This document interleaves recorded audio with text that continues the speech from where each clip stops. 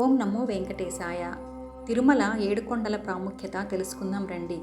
తిరుమల శ్రీవారి ఏడుకొండలు ఎన్నో పురాణాలు, ఆధ్యాత్మిక ప్రాముఖ్యతలను కలిగి ఉన్నాయి.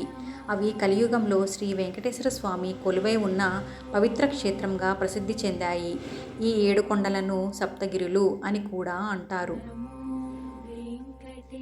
ఈ ఏడుకొండలకు ఒక్కొక్క పేరు, ఒక్కో కథ, ఒక్కో ప్రత్యేకత ఉన్నాయి.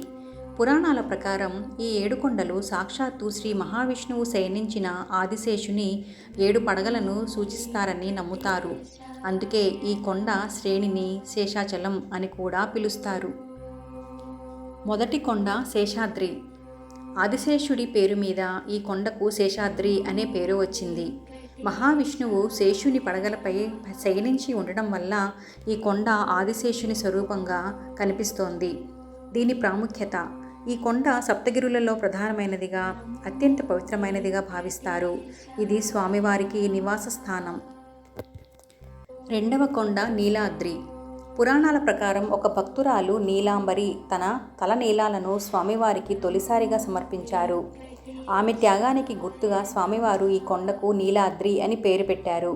తలనీలాలు అంటే మొక్కులు సమర్పించే ఆచారం ఇక్కడ నుంచే వచ్చిందని ప్రతీతి.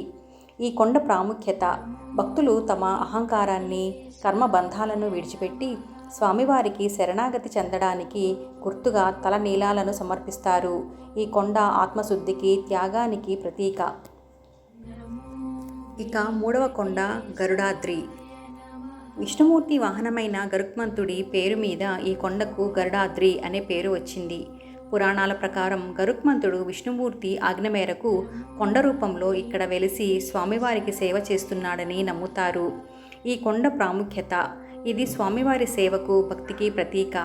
గరుత్మంతుడు విష్ణువుకు నిరంతరం సేవ చేసే విధంగా భక్తులు కూడా స్వామి సేవలో తరించాలని ఈ కొండ సూచిస్తుంది. నాలుగవది అంజనాద్రి. త్రేతాయుగంలో హనుమంతుని తల్లి అంజనాదేవి పుత్ర సంతానం కోసం ఇక్కడ తపస్సు చేసిందని, వాయుదేవుని అనుగ్రహంతో హనుమంతుడిని పొందిందని పురాణాలు చెబుతాయి. అందుకే ఈ కొండకు అంజనాద్రి అని పేరు వచ్చింది. ఈ కొండ భక్తికి, తపస్సుకి, సంతాన ప్రాప్తికి ప్రతీక.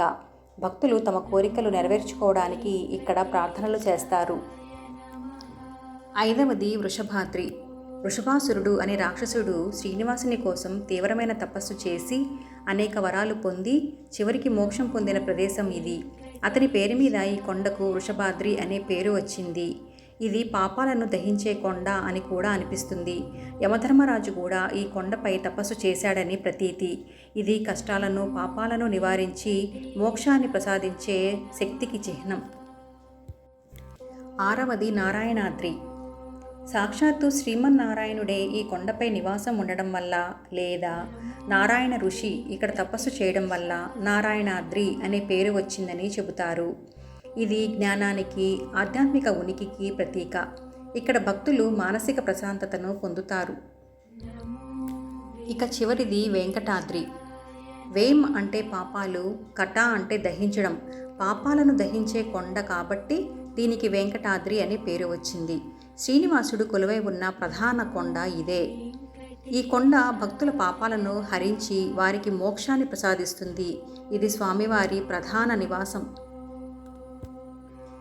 ఆధ్యాత్మికవేత్తలు ఈ ఏడుకొండలను మానవ శరీరంలోని 7 చక్రాలకు ప్రతీకగా భావిస్తారు. తిరుమల ఏడుకొండలు కేవలం ప్రకృతి సౌందర్యానికి ప్రతీకలు కావు. అవి వెంకటేశ్వర స్వామి మహిమకు, భక్తుల విశ్వాసానికి, పురాణాల గొప్పతనానికి నిదర్శనాలు. ప్రతి కొండ వెనుక ఒక కథ, ఒక తత్వజ్ఞానం దాగి ఉంది.